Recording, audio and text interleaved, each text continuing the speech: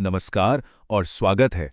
आज हम उत्तर प्रदेश की प्रतियोगी परीक्षाओं से जुड़ा एक बहुत ही जरूरी टॉपिक समझने वाले हैं कि भाई कौन सा शहर किस नदी के किनारे बसा है।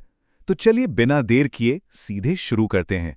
जरा सोचिए, आप एग्जाम हॉल में हैं और स्क्रीन पर यह सवाल आता है, गोरखपुर किस नदी के तट पर स्थित है? क्या इसका जवाब पता है? देखें, ये कोई मनगढ़ंत सवाल नहीं है। ये सीधा सीधा यूपी पुलिस 2018 की परीक्षा में पूछा गया था। तो आप समझ सकते हैं कि ये जानकारी कितनी कितनी जरूरी है। अच्छा, चलिए एक और सवाल देखते हैं। ये तो बहुत ही कॉमन सवाल है। लखनऊ किस नदी के किनारे स्थित है? और ये वाला, ये यूपीएसएससी पेट 2021 का सवाल है। एक पैटर्न दिख रहा है। ये सवाल बार बार घूम फिर कर आते हैं। तो अब मुद्दा यह है कि इनके लिए तैयारी कैसे की जाए। तो ठीक है, इन सवालों को हल करने के लिए चलिए सीधे पॉइंट पर आते हैं और उत्तर प्रदेश की नदियों और उनके किनारे बसे मेन शहरों को डिटेल में समझते हैं। शुरुआत करते हैं सबसे पवित्र और सबसे महत्वपूर्ण नदी गंगा से। और यहाँ सबसे दिलचस्प बात यह है कि कई बड़े और ऐतिहासिक शहर इसके तट पर बसे हैं। जरा लिस्ट पर नजर डालिए। कानपुर, वाराणसी, प्रयागराज, गाजीपुर और कन्नौज, ये सभी के सभी गंगा के किनारे हैं। अब चलते हैं अगली बड़ी नदी यमुना पर। गंगा की ही तरह यमुना भी उत्तर प्रदेश के लिए बहुत खास है। इसके किनारे बसे हैं आगरा, जहां ताजमहल है, फिर मथुरा, इटावा और कौशाम्बी। और वो लखनऊ वाला सवाल याद है? तो उसका जवाब है गोमती नदी। गोमती के किनारे बसे हैं उत्तर प्रदेश की राजधानी लखनऊ और साथ ही जौनपुर और सुल्तानपुर भी।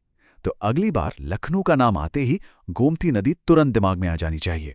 चलिए बाकी की मेन नदियों को भी फटाफट देख लेते हैं। सरयू नदी के किनारे है पवित्र शहर अयोध्या। राप्ती नदी के किनारे गोरखपुर है, जो हमारा पहला सवाल था। और रामगंगा नदी के तट पर बरेली और मुरादाबाद जैसे शहर बसे हुए हैं। ठीक है, जानकारी तो बहुत हो गई, पर एग्जाम के प्रेशर में ये सब याद कैसे रहेगा? तो अब आता है इस पूरी चर्चा का सबसे मजेदार और जरूरी हिस्सा, कुछ ऐसी जादुई ट्रिक्स जो इन फैक्ट्स को दिमाग में एकदम फिट कर देंगी। सबसे पहले देखते हैं गोरखपुर वाली ट्रिक, जो राप्ती नदी के किनारे है। ट्रिक बहुत सिंपल है। राप्ती से एक शब्द निकालिए, राप्ती। अब एक लाइन सोचिए, रे पति मेरी बात पर गौर कर। यहां गौर से गोरखपुर और राप्ती से राप्ती कनेक्ट हो गया। है ना कमाल की ट्रिक? अगली ट्रिक है कानपुर के लिए, जो गंगा नदी के किनारे है। इसे याद रखने के लिए बस दिमाग में एक इमेजिन बनाइए कि किसी ने गंगा में कान पकड़कर डुबकी लगाई, तो कान से हो गया कानपुर, और डुबकी कहाँ लगाई? गंगा में। यह मजेदार तरीका है इसे याद रखने का। अब यमुना की बारी। यमुना से कीवर्ड याद रखना है मुंह। अब मुंह से जुड़ी दो बातें सोचिए। पहला, मुंह ने कहा काला पीऊंगा, जिससे बना कालपी, और दूसरा, मुंह ने ईंट उठाई, जिससे बना इटावा। तो मुंह यानी यमुना से कालपी और इटावा दोनों आसानी से याद हो गए।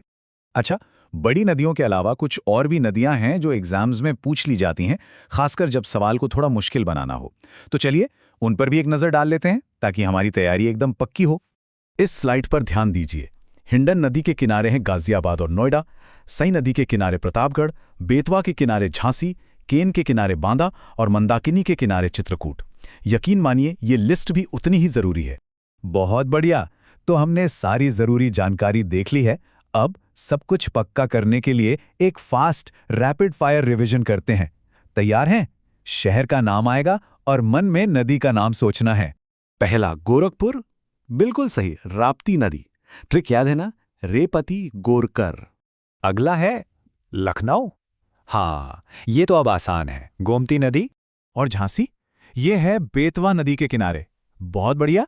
चित्रकूट, सही जवाब, मंदाकिनी नदी। और आखिरी बरेली, हाँ, रामगंगा नदी। बहुत अच्छे, ये तो एकदम पक्का हो गया। तो हमने मेन शहर, नदियां और उन्हें याद रखने की मजेदार ट्रिक्स सब कुछ समझ लिया है। तो अब बताइए, क्या इन सवालों का सामना करने के लिए अब थोड़ा बेहतर और ज्यादा कॉन्फिडेंट महसूस हो रहा है? अगली बार तक सीखते रहें और आगे बढ़ते रहें।